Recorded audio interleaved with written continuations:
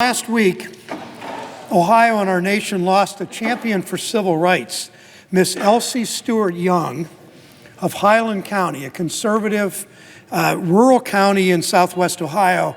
Ms. Elsie, as everyone called her, had just celebrated her 105th birthday. She's a legend in southwest Ohio. Her courage, her leadership made a difference for children, not only in her community, but all over the country.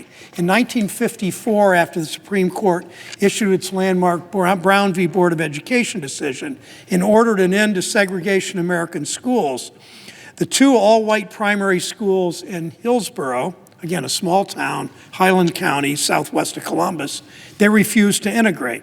The district continued to send black students to a single all-black school, which was woefully underfunded.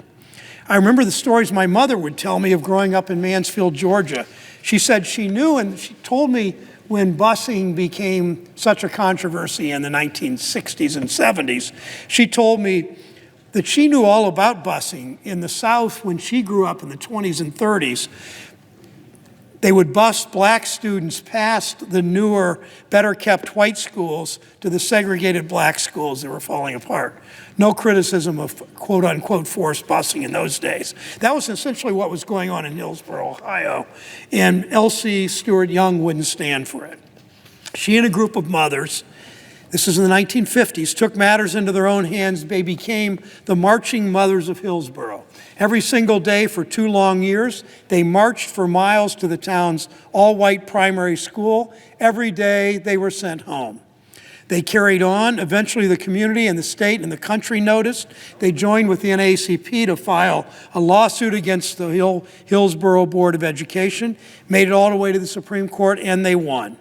Because of Miss Elsie and her fellow mothers' advocacy, the courts ordered the schools to integrate and paved the way for integration in other northern cities. Her activism showed us why ordinary students and ordinary citizens, what they can achieve when they join together to fight for justice. It's a reminder of how far we've come, how much work we have to do to achieve justice and opportunity for all children in our country. 3 years ago, Elsie Young was inducted into the Ohio Civil Rights Hall of Fame. That fall, we honored the Marching Mothers of Hillsboro and the children, of course now adults, who marched. We honored them with our office's Canary Award at our annual Ohio Women's Conference. Then Senator Kamala Harris, now the Vice President, was supposed to speak. We were going to present Miss Elsie with the award. She was already past 100 at that point. We both had to stay in Washington at the last minute because of Supreme Court votes. So many Ohioans at that conference told me later that, frankly, I'm not sure that the future vice president and I were missed that much, not with Miss Elsie there. She not only filled the void, she provided so much energy with her forceful, inspiring words. And during that conference, she was 102. Throughout the conference, people lined up to get pictures with her. When a video played depicting the bravery and determination of the marchers, when Miss Elsie spoke accepting the award, of course, there was hardly a dry eye in the audience. She talked about how she and other mothers only did what any mother would do for her children. So many Ohioans will miss Miss Elsie Young.